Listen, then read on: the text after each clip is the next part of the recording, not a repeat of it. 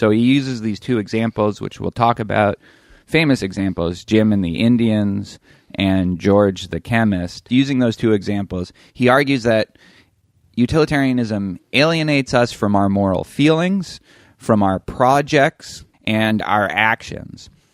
So then Tamler continues the argument by saying that the alienating of our moral feelings, projects, and actions is wearing away our integrity and fragmenting our identity. And I actually agree with that. I don't have so much of a problem with that. My problem is that they are consequences and should be factored in whenever you're doing a utilitarian or consequentialist analysis. They should be in your monstrously complex utility function. Right? So the non-consequentialist answers to those problems, if they are really fragmenting people's identities or wearing away at their integrity as moral agents, then that's a consequence that should be factored in. So this is where something like virtue ethics is smuggling its way into consequentialism. If you really think the world will be better with people who aren't purely doing calculations all the time as to what will maximize the well-being and just really focusing on being good moral agents with a strong moral identity, if you think that's going to make a better world, i.e. will bring out the best consequences, then that's what we should do. And this is generally my problem with critiques of consequentialism. They always focus on a local case, and we don't want a morality system that can only work locally. We want a system that can work for people when they have limited information and when they don't have time to think about the consequences.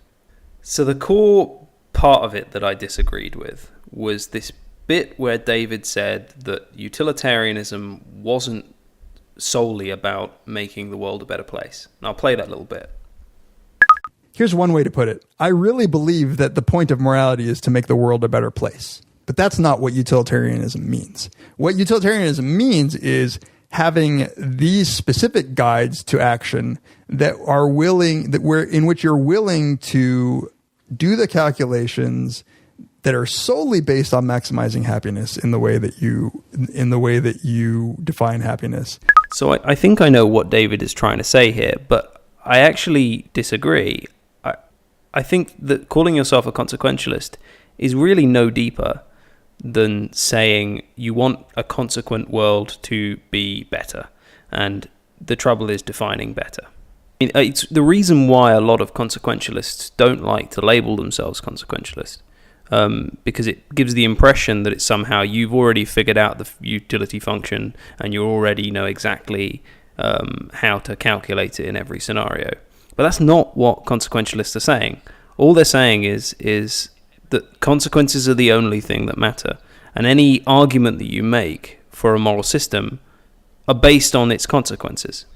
And also that there are some obvious cases where an action clearly leads to better consequences, like giving away part of your income. What utilitarianism means is having these specific guides to action that are in which you're willing to do the calculations that are solely based on maximizing happiness in the way that you define happiness. And I think that if everybody were that, it would be a horribly scary world to live in.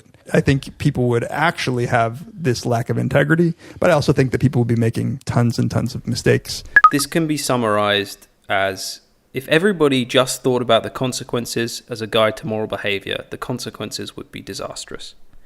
And so that's the irony that always underlies every argument against consequentialism that isn't some kind of deontological Kantian argument that never makes sense to me.